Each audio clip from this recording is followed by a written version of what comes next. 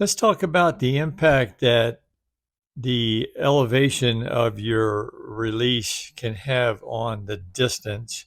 And this is mostly for newer players. But I heard a saying years ago, send it high and watch it die, keep it low and watch it go. And that is true both in real life and in the game. So we're on the uh, test range here, and I had the light glide drive so I can avoid all the variabilities that come with a skip disc. And this is the default aim position. Let's look and see what changes the height of my aiming point has on the total distance. So I'm going to actually raise the disc a little bit, raise my aim point.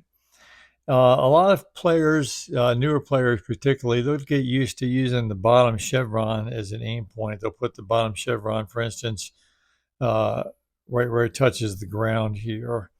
And so we'll do that and we'll pull straight back. And I'm going to try to keep all my pulls straight back so they're comparable, apples to apples. And let's see what we get. 478. That's pretty good. Now I'm going to use the middle chevron as my aim point. I'm going to put it on the ground and I'm going to pull straight back. See what we get.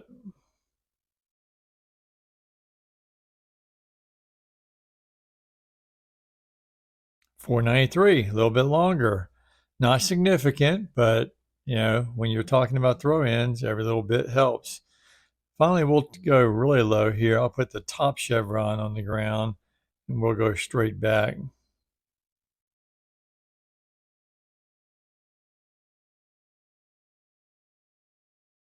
Even a little bit longer, 502.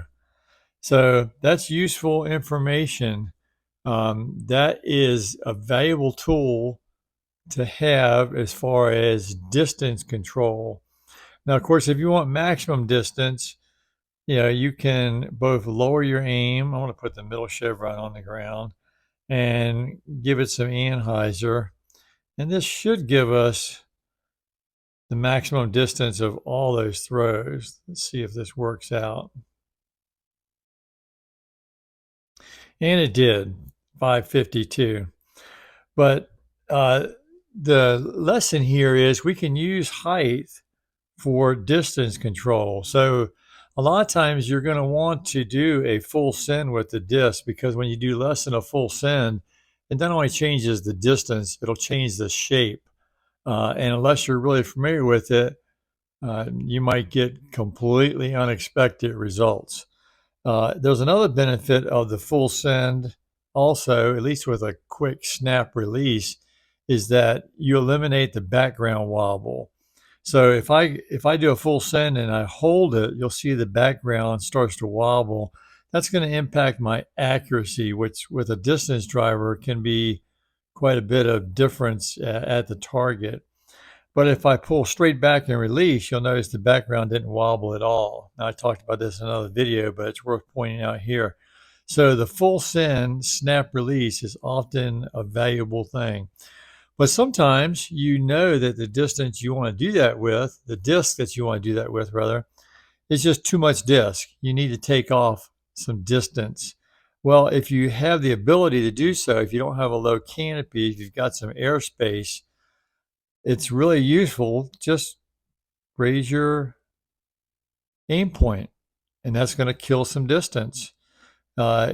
Higher you go, obviously, the more distance you're going to be taking off the disc. And so you can use that knowledge for distance control. Now, you notice I moved to the right because it's going to hyzer more. It's going to end up further left.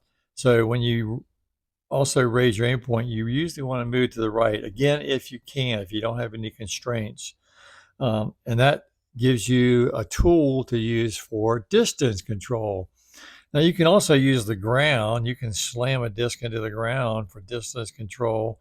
Don't like that quite as much. It's not quite as reliable, and it will work, but I'd prefer just to go with the height control if it's available.